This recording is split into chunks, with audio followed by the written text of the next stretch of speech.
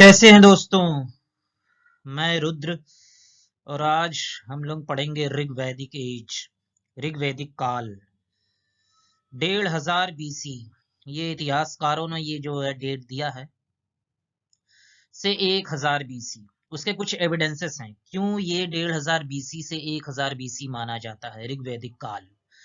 तो आर्य जो है ये कौन थे Arya, who were the Aryans, the big question is this.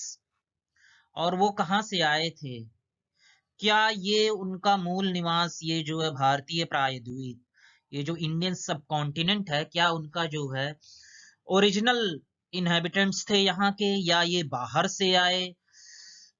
और जैसा कि हमने पिछले वीडियोस में भी मैंने डिस्कस किया था कि किसी भी सिविलाइजेशन का, किसी भी सभ्यता का अध्ययन करना हो तो सबसे पहले हम देखते हैं कि उसके डिस्टिंग्विशिंग फीचर्स क्या हैं और उनकी उपलब्धियां क्या हैं, उनके अचीवमेंट्स क्या हैं इन टर्म्स ऑफ साहित्य, literature, in terms of their belief systems, in terms of their cultures, what kind of objects they used, कहाँ पर जो है उनका निवास स्थान था। तो ये सब हम देखेंगे कि आर्यंस थे कौन। तो ऋग्वेदिक पीपल कॉल्ड देमसेल्व्स आर्यंस, अपने आप को ये आर्य कहते थे। रामायण में आपने देखा होगा कि जब जो है हर जो है अपने हस्बैंड को सीता मैया राम जी को कहती है हे आर्य। Some scholars believe that the Aryans were native to the soil of India. कुछ स्कॉलर्स का मानना है कि आर्य जो है जो यहाँ के मूल निवासी थे। And some others believe that Aryans were migrated from outside, कि ये बाहर से आए। अब कौन था जो ये कहता था कि ये सब बाहर से आए? सेंट्रल एशिया, सेंट्रल एशिया से आए हैं, ये थियरी दी है मैक्स म्यूलर ने, एक बहुत ही प्रख्यात इंडोलॉजिस्ट हैं थे। सेंट्रल एशिया की थियरी जो है इन्होंने सर्वप्रथम दिया। फ्रॉम आर्कटिक रीजन, ये बाल गंगाधर तिलक ने दिया। क्यों दिया? ये ज्योतिष के आधार पर इन्होंने गणना करके दिया कि ये जो है जो भी आर्य आए ये आर्कटिक रीजन से आए। According to popular belief the Aryans according to popular belief the Aryans are suppose to have migrated from Central Asia. ये पॉपुलर बिलीफ है। अब उसका एविडेंस ये है कि सेवरल स्टेजेस में आए, कई बार आए, कई टुकड़ियों में आए, कई वेव्स में आए। अब उसका सबसे बड़ा जो है एविडेंस है बोगासकई इंस्क्रिप्शन। ये बोगासकई जो ये एक जगह का नाम है, ये टर्की में है, वर्तमान टर्की में है, तुर्की। ये मेंशन करता है, यहाँ पर एक जो है इंस्क्रिप्शन मिला है, बोगासकई इंस्क्रिप्शन, शिलालेख मिला है।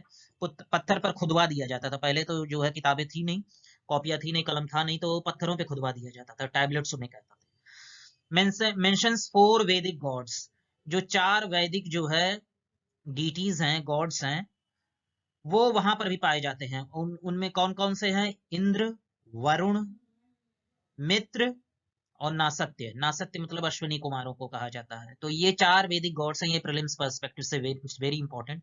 This indicates Central Asian theory as their homeland. इससे इस बात का एक कंक्लूजन मिलता है कि ये सेंट्रल एशिया से आए थे। I don't know why they arrived at this conclusion, but this is how it is.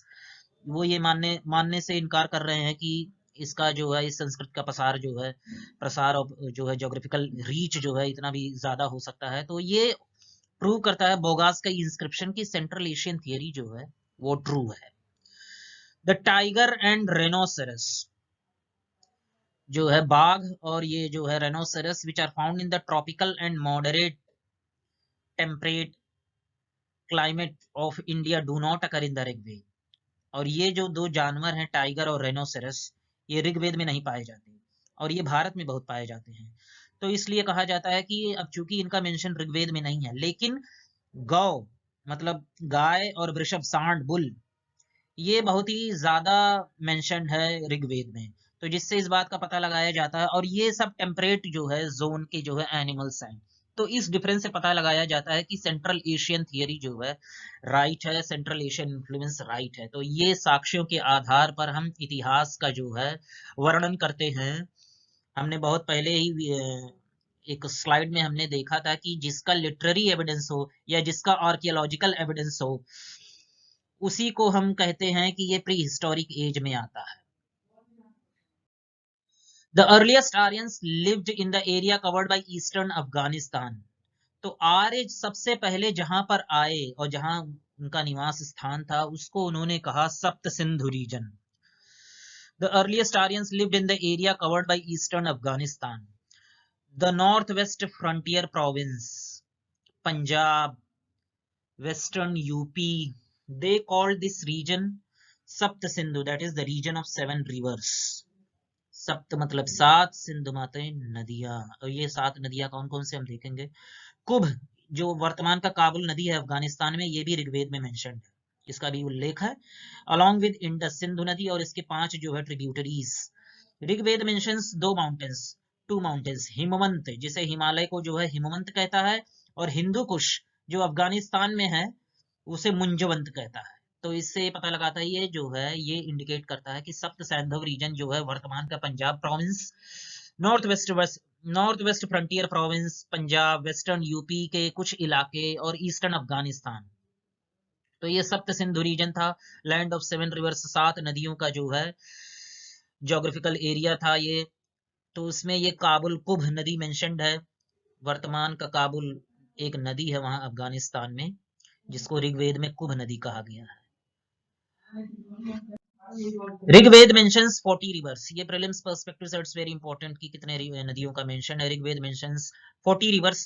The Nadi Sukta hymn mentions 21 rivers, includes Kubh and Ganga. The river that is most mentioned in Rigveda में सबसे ज्यादा उल्लेख किसी नदी का जिक्र हुआ है तो वो है सिंधु नदी, उसे आज जो हम लोग कहते हैं इंडस नदी, सिंधु आज भी उसका नाम है। द मोस्ट पायस, सबसे पवित्र नदी किसे कहा गया है, सरस्वती को। इसको जो है कई सारी उपमाओं से जो है अलंकृत किया गया है, इसे कहा गया है नदी तमा, द बेस्ट ऑफ रिवर्स, नदियों में उत्तम नदी तमा। माते तमा, बेस्ट ऑफ मदर्स, मात मतलब मदर्स, देवी तमा मतलब बेस्ट ऑफ ऑल गॉडेसेस, सारी देवियों में जो है उत्तम सबसे श्रेष्ठ। तो सरस्वती का जो है जिक्र आया है और सरस्वती को आइडेंटिफाई किया जाता है वर्तमान में जो है घग्रा हक्र चैनल है हरियाणा में उससे। River Ganga is mentioned only once, तो ये दिखाया जाता है कि ये इससे इस बात का पता लगाया जाता है कि आर्य जो है इस गैंजेटिक वैली में उनका जो है अभी निवास स्थान नहीं था क्योंकि एक ही बार मेंशन्ड है। Yamuna is mentioned 3 times. Rigveda is the only source of knowledge for the period, और कोई लिटरेचर मिलता नहीं है। The term Arya occurs 36 times in Rigveda, this is very important from prelims perspective. अब ये आर्य है क्या, तो it denotes a cultural community that speaks the Indo-Aryan language। ये आर.एस. शर्मा से ये लाइन ली गई है। It denotes a cultural community, ये कल्चरल कम्युनिटी जो एक ही भाषा बोलती है, इंडो आर्यन जो इंडो यूरोपियन लैंग्वेज का जो है एक हिस्सा है। अब ये ऋग्वेद है क्या, ये भी जान लेते हैं कि ऋग्वेद है क्या। It's a collection of 1028 hymns, that is prayers, प्रार्थनाएं हैं किन देवताओं को, अग्नि, इंद्र, मित्र। मित्र जो है आप पाएंगे मित्र नाम के जो है एक देवता जो है पर्शियन देवता भी हैं, उनको MITHR मित्र कहा गया है। Varuna and other gods by various families of poets sages, ऋषियों द्वारा किए गए जो आरती, जो प्रेयर्स, जो प्रार्थना है विभिन्न देवी देवताओं को, उनका एक कलेक्शन है ऋग्वेद। और वो देवी देवता कौन थे, अग्नि, इंद्र, मित्र, वरुण और भी अद। अब इसमें ये 10 चैप्टर्स हैं, 10 मंडल्स हैं ऋग्वेद में। 6 मंडल जो 2 से 7 है, 6 मंडल जो 2 से 7 है और कॉल्ड गोत्रवंश मंडल, 2 मंडल से 7 मंडल तक। और जो फर्स्ट है वो 10 मंडल है, ये बाद में जो है ऐड हुआ है। द फेमस पुरुष सूक्त, जो बहुत ही फेमस है पुरुष सूक्त, जिससे कहा जाता है कि ब्राह्मण जो है ईश्वर एक पुरुष के रूप में जो है उसमें दिखाया गया है कि ब्राह्मण उसके मुख से निकले हैं, क्षत्रिय उसके कंधे से निकले हैं, वैश्य उसके जो है जंघों से निकले हैं, शूद्र उसके जो है चरण से निकले हैं। तो ये जो पुरुष सूक्त है ये 10वें मंडल से लिया गया है जो एकदम बाद में जुड़ा है Rigveda. It speaks of 4 varnas, तो ब्राह्मण जो है ईश्वर के मुख हैं, ज्ञान है, क्षत्रिय जो है ईश्वर जो है रक्षा कर रहा है, वैश्य जो है उस जो है कमाई करता है और पूरे समाज का जो है पालन पोषण करता है, शूद्र जो है वो ढांचा है।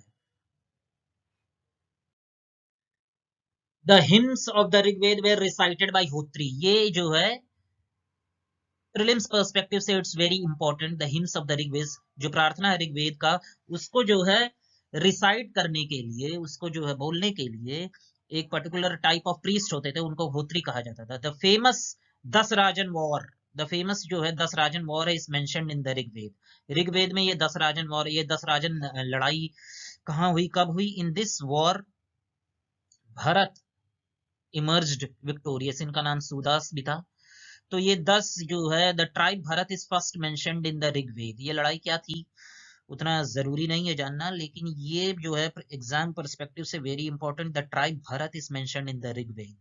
It was fought near the Parushni river, और परुष्णी रिवर जो है ऋग्वेद में मेंशन्ड है, और इसका वर्तमान नाम है रावी नदी। The Aryans succeeded because they had chariots drawn by horses. अच्छा, एक चीज जो है इसमें शायद नहीं लिखा गया है कि चैरियट्स के जो व्हील्स हैं, जो पहिए हैं, वो स्पोक्ड व्हील्स हैं। सॉलिड व्हील्स हड़प्पन सिविलाइजेशन का जो है कैरेक्टरिस्टिक्स था, उसका फीचर था सॉलिड व्हील। लेकिन ये जो स्पोक्ड व्हील है, स्पोक्ड व्हील ऐसे, इसमें कई सारे स्पोक्स होते हैं कि ये मान लो ये व्हील है तो ऐसे जो है स्पोक्ड है, सॉलिड नहीं। तो ये भी आर्यों ने जो है इंट्रोड्यूस किया है। It is a characteristic feature of the Aryans, ये जो घोड़ा है। The term ashva appears 215 times in the Rigveda. 215 बार इसका जिक्र हुआ है अश्व का, और अश्व को जो है घोड़ा से जो है इसका मतलब निकाला गया। No other animal is mentioned so frequently, और किसी भी जानवर का और किसी भी एनिमल का इतना ज्यादा जिक्र नहीं हुआ है ऋग्वेद में। द टर्म गौ अकर्स, जैसे पहले हमने देखा है कि गौ भी 176 बार मेंशन्ड है, और वृषभ बुल यानी सांड 170 बार। तो both this terms suggest the importance of cattle rearing, कि ये पशुपालक थे। इस बात का अंदाजा लगाया जा सकता है बड़े आराम से कि गौ जो है 176 बार मेंशन्ड है, सांड यानी बुल यानी ऋषभ वो 170 बार मेंशन्ड है। तो इससे जो है ये पता लगता है कि कैटल रियरिंग, पशुपालन कितना जरूरी था। Soldiers were also equipped with quotes of male, जो है एक आर्मर होता था, एक बचाव का जो है जाली नुमा, और उसमें चेन लोहे का बना होता था, ताकि वो रक्षा करता था किसी भी जो है तलवार से, कोई जो है किसी भी अस्त्र से जो कोई मार रहा है तो उस प्रहार से रक्षा करता था। बेटर आर्म्स ऑफ ब्रोंज, जिसका कोई एविडेंस अभी आर्कियोलॉजिकल एविडेंस नहीं है, ऐसा आर एस शर्मा ने बोला है। पॉलिटी, द कुल, कि उसका राज्य व्यवस्था क्या था, कैसा था राज्य व्यवस्था, क्या राजतंत्र था या प्रजातंत्र था या किस तरह का तंत्र था जिससे वह गवर्न होता था, जिससे ऋग्वेदिक पीपल जो है अपने ऊपर शासन करते थे, और एक जो है एडमिनिस्ट्रेशन, शासन प्रशासन की व्यवस्था कैसे थी। तो जो कुल है, जिसे फैमिली कहा गया है, ये जो है सामाजिक और राजनीतिक दोनों का ढांचा है। Both social and political, was the basis of both social and political organizations. अब ये एग्जाम पर्सपेक्टिव से इट्स वेरी इंपॉर्टेंट कि कुल के ऊपर क्या है, उसके ऊपर क्या है, और उसके फाइनली सबसे ऊपर क्या है। तो कुल यानी फैमिली जो है वो यूनिट है, एकदम बेस है पिरामिड का। उसके ऊपर ग्राम है, पूरा गांव समझ लीजिए, कई सारे परिवारों को मिलाकर ग्राम को कई सारे ग्राम मिलके जो है विश्व हुए, और कई सारे विश्व होके जन हुए, और कई सारे जन मिलके राष्ट्र हुए। It's very important. The tribal chief was called rajan. जो ट्राइबल चीफ था, जो एक ट्राइब का जो मुखिया था, उसे राजन कहा जाता था। Who led the tribe in war, वो लड़ाई में जो है सबका जो है नेतृत्व करता था। The Kings post had become hereditary, ये बहुत इंपॉर्टेंट है एग्जाम पर्सपेक्टिव से। ये प्रीलिम्स में अगर जो एक स्टेटमेंट दे देता है कि क्या हेरिडिटरी था, यस, आप लोग भावनात्मक होकर जो है उसे ये मत कह दीजिएगा कि नहीं नहीं हेरिडिटरी नहीं था, ऐसा नहीं है। द किंग्स पोस्ट वो हेरिडिटरी था, but the Rajan did not exercise unlimited powers, लेकिन वो जो है उसके पास ऐसा नहीं है कि जो है राज जो है अनलिमिटेड पावर्स हो। He had to take the views of the tribal organisation, Sabha और समिति, और कई सारी समितियां थी, गण थे, विधाता था, बाद में देखेंगे अभी, जिसको जो है उससे सलाह लेना होता था, मशवरा करना होता था, और उनके व्यूज के, उनके जो है नजरिए को भी ध्यान में रखना होता था। मोनार्की वॉज नॉर्मल, राजशाही जो है नॉर्मल थी, लेकिन non monarchical polities also were there, ये बहुत इंपॉर्टेंट है। ऐसा नहीं है कि केवल राजशाही थी, राजतंत्र था। The king was the protector of his tribe and he protected its cattle, fought its wars and offered prayers to gods on its behalf. Very little is known about the functionaries तो राजा के अलावा और कौन कौन से मंत्री थे, तो उसमें था सबसे हाईएस्ट रैंकिंग था पुरोहित। Purohit was the highest ranking official. और उसके बाद जो सबसे ज्यादा इंपॉर्टेंट था वो था सेनानी, जो सेनापति बाद में कहा गया, और ग्रामानी जो पूरे जो है विलेज का जो है हेड था, ग्रामानी। There was no officer for the collection of taxes, ये बहुत ही इंपॉर्टेंट है प्रीलिम्स पर्सपेक्टिव, एग्जाम पर्सपेक्टिव से, क्योंकि टैक्स जो है कर इकट्ठा करने का ये चेतना अभी नहीं आई थी, क्योंकि जो है ये वेल एस्टेब्लिश्ड नहीं थे। तो कोई ऐसा ऑफिसर का जिक्र नहीं मिलता है ऋग्वेद में। बट वॉलंटरी ऑफरिंग्स, कि अपनी इच्छा से कोई दे देता था तो उसे बलि कहा जाता था। बलि वो नहीं कि जानवर को गए मार दिए, यहाँ बलि का अर्थ है वॉलंटरी ऑफरिंग्स, आप कुछ भी दें तो वो बलि है। The Rigveda does not mention any officer for the administration of justice. अब सोच लीजिए कितना मतलब सतयुग टाइप जो है माहौल रहा होगा, कि कोई ऑफिसर की जरूरत ही नहीं पड़ रही है कि न्यायाधीश कोई हो, मतलब इतने केसेस ही नहीं है। लेकिन ऐसा नहीं है कि वो आइडियल सोसाइटी था, आइडियल सोसाइटी नहीं था। चोरी तो हर जगह जो है होता ही है, चाहे कुछ हो चाहे ना हो। बर्गलरी वॉज प्रेवलेंट, और गायों की चोरी होती थी। क्यों? क्योंकि गायों को जो है उनका वेल्थ, उनका जो पूंजी, उनका जो धन दौलत है वो गाय थी ऋग्वेदिक लोगों को। स्पाइस जो है गुप्तचर were also employed to keep an eye on such anti social activities. तो we can see how progressive they वे।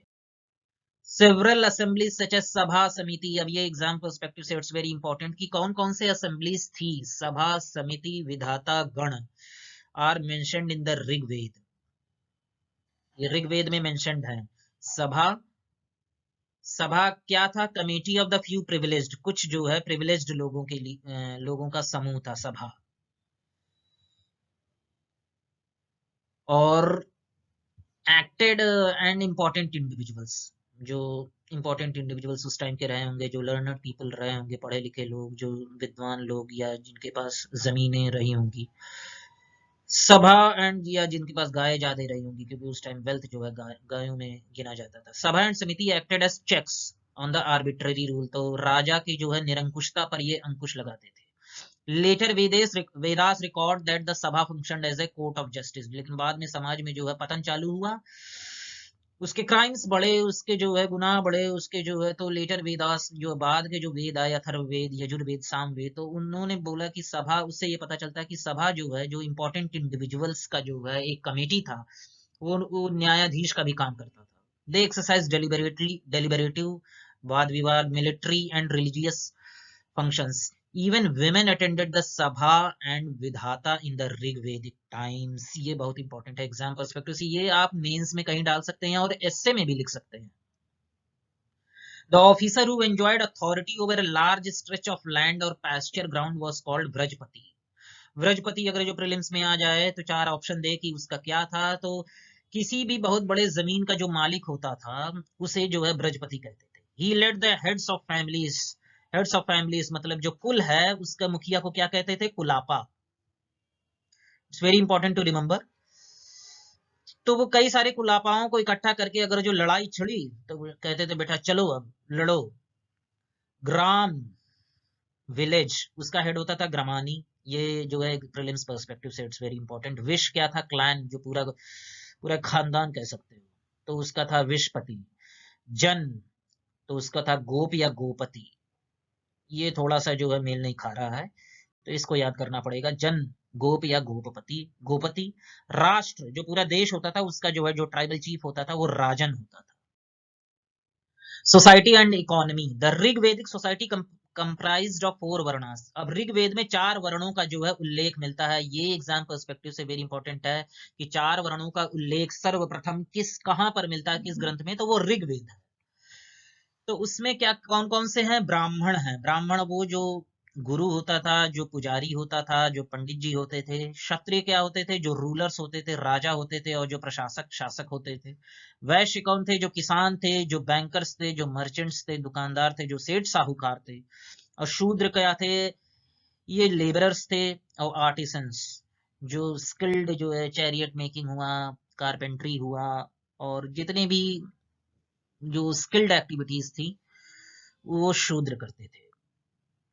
तो ऋग्वेद मेंशंस आर्य वर्ण, दास वर्ण। दास यहाँ पर माना जाता है कि जो यहाँ के मूल निवासी थे, जिससे जब आर्य आए और उनसे उनकी कॉन्फ्लिक्ट हुई, लड़ाई हुई, तो उनको जो है पराजित करके उनको दास वर्ण कहा गया। The Shudra varna appears for the first time in the Rigveda in its 10th book. अब देखिए ये बात है कि शूद्र शब्द का जो है सर्वप्रथम जिक्र जो है उसके 10वें मंडल में किया गया है, 10वें बुक में, 10वीं किताब में, जो एकदम लेटर एडिशन है, लेटेस्ट एडिशन है, मतलब बहुत बाद में जुड़ा, मतलब ऋग्वेद के अंतिम में। तो शूद्र वर्ण appears for the first time in the Rigved in its 10th book, which is the latest edition. This classification was based on the occupations. जन्म से नहीं था, कर्म से था ऋग्वेद में। These occupations were followed by persons according to their ability, अपनी योग्यता और अपनी इच्छा, लाइकिंग के हिसाब से, अपनी हॉबी के। It was not hereditary. ये एग्जाम पर्सपेक्टिव से it's very important. It was not hereditary. Rigveda में एक जो है हिम है, एक प्रेयर है, I am a singer, मैं गायक हूं, my father is a physician, doctor है, my mother is a grinder of corn. ये आप जो है ऋग्वेदिक हिम डाल सकते हैं मेंस में, कि अगर जो ऋग्वेद में सोसाइटी के बारे में पूछे तो इसे आप डाल देंगे तो 2 नंबर आपको ज्यादा मिल जाएगा। The economy was mainly pastoral, pastoral मतलब कि पशुपालक थे, इकोनॉमी सबसे ज्यादा, नॉट फूड प्रोड्यूसिंग, बहुत ज्यादा एग्रीकल्चरिस्ट नहीं थे। So the scope for collecting, इसीलिए जो स्कोप है रेगुलर ट्रिब्यूट्स का वो बहुत कम था। जब रहेगा ही नहीं, जब उत्पादन ही नहीं है तो देंगे क्या। We don't find gifts of land, Rigveda में कोई जमीन का जो है, जो बाद में लेटर वेदिक और बाद के समाज में जो है ये प्रथा चालू हुई कि जमीन को जो है दान में दिया जाए, ये ऋग्वेदिक काल में नहीं है, ये उसका जो है फीचर नहीं है। वी फाइंड डोमेस्टिक स्लेव्स, हम जो है डोमेस्टिक स्लेव्स जो है घर के घरेलू कामकाज के लिए जो है नौकरों का जिक्र पाते हैं, बट नॉट वेज अर्नर्स। ऐसा नहीं है कि वो जो है कमाते थे या अपने सेवा के बदले में कुछ पैसा लेते थे। अच्छा, क्वाइंस का जो है जिक्र नहीं है, क्वाइंस अभी बाद में देखेंगे। The tribal elements were strong and the society was tribal and egalitarian. Egalitarian मतलब कि सबके अधिकार समान थे। तो ये हम देख सकते हैं कि जो है फंडामेंटल राइट्स तब भी था, कुछ का कुछ जो है उसकी कुछ चेतना जो है, और जो इंडिविजुअल है उसकी जो पर्सनैलिटी है उसको सेक्रेड माना जा रहा है कि इगैलिटेरियन है। The unit of society was family. अब जैसे देखें कि पॉलिटिकल और सोसाइटल दोनों का जो है बेस में फैमिली है, कुल है। इट वाज मोनोगैमस, ऐसा नहीं है कि कई शादियां हो रही हैं। पैट्रियार्कल, जो हेड ऑफ द फैमिली था वो पिता था या आदमी था, पुरुष था, तो पैट्रियार्की था। No examples of child marriage, बच्चों का जो है शादी नहीं होता था। मतलब कि ये हमारे समाज में जो है, हमारा समाज कितना पतन हो गया कि ये देश को एक कानून लाना पड़ा कि समाज में चेतना जो है बच्चों का ही ब्याह कर दे रहे हैं, शादी कर दे रहे हैं। The father's property movable and immovable was inherited by son. ये जो है देख लीजिए प्रीलिम्स पर्सपेक्टिव से इंपॉर्टेंट है, सन को जो है मिलता था लड़के को, इसीलिए कहा जाए ना पैट्रियार्कल था। मिल्क मतलब मिल्क एंड इट्स प्रोडक्ट्स, मतलब कैटिल का इतना जिक्र है, कैटिल का इतना महत्व है, क्योंकि जो है फूड प्रोड्यूसिंग तो था नहीं, तो जैसा कहा जाता है ना दूध संपूर्ण आहार है, तो ये चेतना पहले से, ये ज्ञान उनको पहले से था। तो और उसके जो प्रोडक्ट्स हैं जैसे घी है, बटर है, मिल्क है, यही मतलब कि डाइट का, अपने भोजन का जो है सबसे बहुत ही इंपॉर्टेंट पार्ट है था। Mention of grain cooked with milk, क्षीर पक मोदनम, आज भी हम लोग कहते हैं खीर, खीर जो है आज भी है। The meat of fish birds and animals was eaten, मांसाहार भी प्रचलन में था। The cow was deemed aghanya, जिसको मारा ना जाए, मारा ना जाए, नॉट टू बी किल्ड, इसको मारा नहीं जाना चाहिए। मतलब काउ का इतना रिलीजियस और इतना इकोनॉमिक दोनों महत्व है ऋग्वेद में। आज भी माना जाता है कि गाय में सभी देवताओं का जो है निवास स्थान है, तो काउ को अघन्या माना गया है। Rigveda prescribes penalty of death और एक्सपल्शन फ्रॉम द किंगडम। तो जाहिर सी बात है ये केवल जो है इकोनॉमी पर्सपेक्टिव से नहीं बोला गया होगा, क्योंकि किसी को मृत्यु दंड दिया जा रहा है, मतलब कि वो बहुत ही बड़ा गुनाह है, बहुत ही बड़ा गुनाह, मतलब कि वहां पर रिलीजियस जो है एक एंगल आ गया है। टू दोस हु किल और इंज्योर काउस, तो ये भी एग्जाम पर्सपेक्टिव से इंपॉर्टेंट है कि जो है जो अघन्या है वो कौन है, वो काऊ है, गाय है। Alcoholic drinks, sur and som were also consumed. Amusements included music, dancing, chariot racing, and dicing. One stanza in the Rig Veda as the gamblers lament, जुआड़ी का जो है शोक जिसे कहा गया है ऋग्वेद में, वो कहता है my wife rejects me. Of course यार, तुम जो है सारा जो है बिलवा दोगे तो क्या होगा। My wife rejects me and her mother और उसकी जो सास है उससे नफरत करती है। सही बात। The Vedic people were probably not familiar with cat and camel. ये बहुत इंपॉर्टेंट है, प्रीलिम्स पर्सपेक्टिव से पूछ सकता है, यूपी पीसीएस, लोअर पीसीएस में, लेखपाल में भी। Tiger was not known. अच्छा देख लीजिए यहाँ पर उल्टा है, हड़प्पन सिविलाइजेशन में टाइगर वॉज नोन कि पशुपति महादेव बैठे हैं और जो है 4 जानवर थे, BRET, buffalo, rhinoceros, elephant, tiger. Harappan civilisation में जो सील मिला था याद रखिए। और यहाँ पर टाइगर नॉट नोन है, यहाँ पर किसी को पता ही नहीं कि बाघ क्या है। लेकिन wild animals like lion, elephant and boar was known, ये जंगली सुअर। और लायन देखिए हड़प्पन सिविलाइजेशन में लिखा था lion was not known, very little of trade was existed. क्यों, अभी हम देखते हैं। Money and markets were known, लेकिन मनी का रूप क्या था, वो कॉइन्स नहीं था।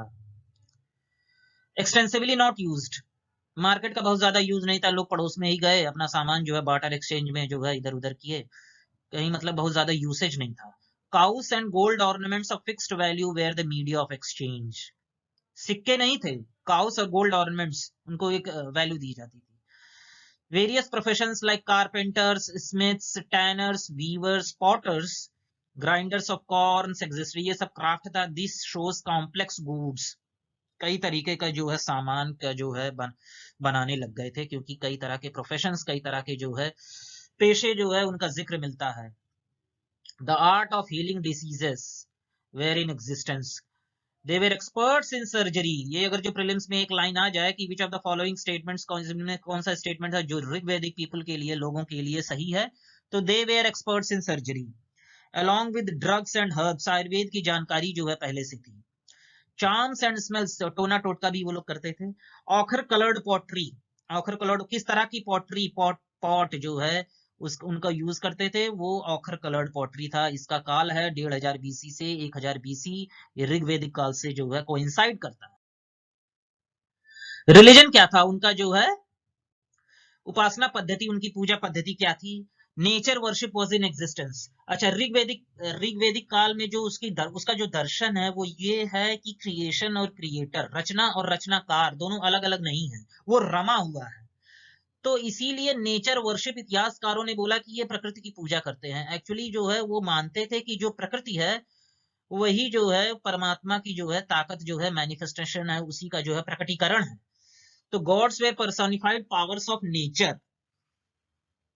Worship of gods with simple ceremony, यज्ञ की जो है एक, यहाँ देखिए गलत लिख दिया गया है, यहाँ ए नहीं रहेगा, यज्ञ, ये एक सिंपल सेरेमनी होती थी ऋग्वेदिक काल में, बाद में जो है ये बहुत ही एलॉबरेट हो गया, बड़ा हो गया, बहुत ही कॉम्प्लेक्स हो गया। फायर वॉज सेक्रेड, जो है अग्नि को जो है बड़ा ही सेक्रेड माना गया है, बड़ा ही पवित्र माना गया है, और उसे जो है इंटरमीडियरी माना गया है मनुष्य और परमात्मा के बीच का। Indra, Varuna, Agni are the most popular deities of the Rigvedic Aryans. ये बहुत ही जरूरी है, बहुत ही प्रीलिम्स पर्सपेक्टिव से इंपॉर्टेंट है कि कौन से देवी देवता जो है सबसे ज्यादा ऋग्वेद में मेंशन्ड है, तो वो है इंद्र जो है, वो 250 प्रार्थना जो है सबसे ज्यादा जो है इंद्र या पुरंदर, डिस्ट्रॉयर ऑफ फोर्ट, उसको रेन गॉड जो है, वर्षा की जो है, बारिश के जो है भगवान भी कहा गया है, वो इंद्र हैं भगवान। अग्नि उसके बाद आते हैं, उनको 200 वैदिक हिम्स, प्रार्थनाएं उनको लिए डिवोटेड हैं। और वरुण, ये तीसरे जो है इंपॉर्टेंट हैं, ये पर्सोनिफाइड वाटर है। इनको जो है ऋत को जो है, जो नेचुरल ऑर्डर है, ऋतस्य गोप जो है किसे कहा गया, वरुण को कहा गया। ये माना जाता है कि इन्हीं की वजह से पूरी सृष्टि में जो एक इक्विलिब्रियम है वो मेंटेन्ड है वरुणा की वजह से। तो ऋत जो है नेचुरल ऑर्डर है, जो व्यवस्था है, वो इसके अपहोल्डर हैं, वो इसके जो है मालिक हैं वरुण।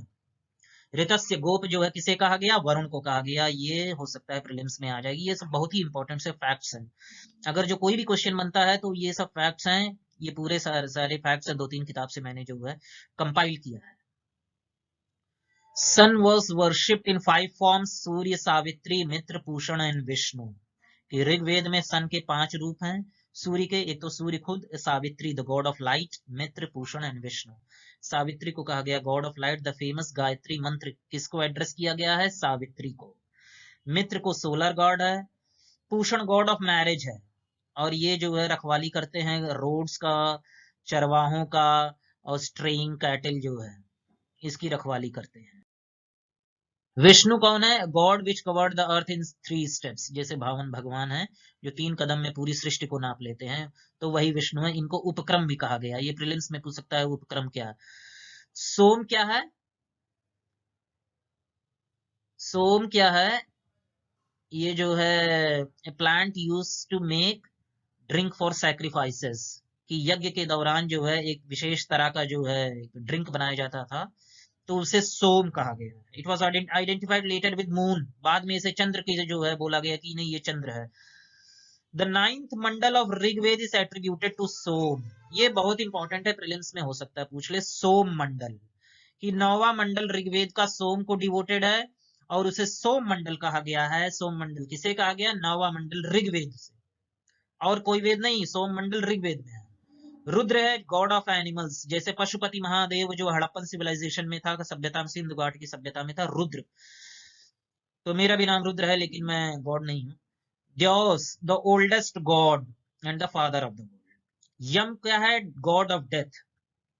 अब इतिहासकारों ने इसे बोला गॉड ऑफ डेथ, लेकिन यम जो है ये धर्मराज भी है, गॉड ऑफ रिलीजन भी है। अश्विन, नासत्य कुमार, ये अश्विन कुमार जो है god of health, youth, immortality, अमरत्व के जो है देवता हैं। Aditi, the mother of gods. No animal worship, ये इंपॉर्टेंट फैक्ट है। No animal worship, henotheism prevailed, मतलब कि पॉलीथीज्म है लेकिन वो एक ही ताकत के कई सारे रूप हैं, और किसी भी देवता को अगर जो आप पूछ रहे हैं तो वही सुप्रीम है। तो many gods but each god turns out to be the supreme, ये ऋग्वेदिक काल है। पॉलीथीज्म दूसरी चीज है, ये हीनोथीज्म है। पॉलीथीज्म में हो सकता है कि कई सारे गॉड्स जो है एक बड़े परमात्मा के सबॉर्डिनेट हो, लेकिन हीनोथीज्म में क्या है? एक ही परमात्मा कई देवताओं में जो है प्रकट होता है और काम करता है, सृष्टि का संचालन करता है, ये हीनोथीज्म है। So this was about Rigveda, and in the next video we'll cover the later Vedic part, कि कैसे जो है ऋग्वेद से जो है बाद में समाज का विकास हुआ, राजनीति का विकास हुआ, कैसे जो अर्थव्यवस्था का विकास हुआ, और क्या क्या नए फीचर्स आए। तो keep visiting these videos. Thank you.